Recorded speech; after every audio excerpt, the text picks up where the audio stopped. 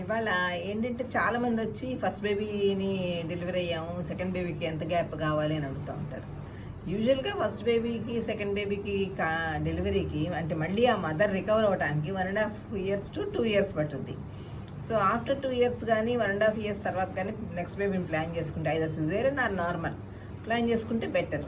So రఫ్లీ 2 years అప్పుడు plan చేస్తే 1.5 years అప్పుడు కానీ 2 years అప్పుడు ప్లాన్ చేసుకుంటే నెక్స్ట్ డెలివరీ అయ్యేసరికి యూజువల్గా 2.5 to 3 years అవుతుంది.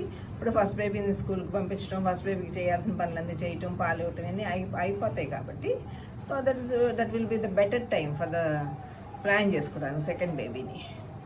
సో అదొకటి.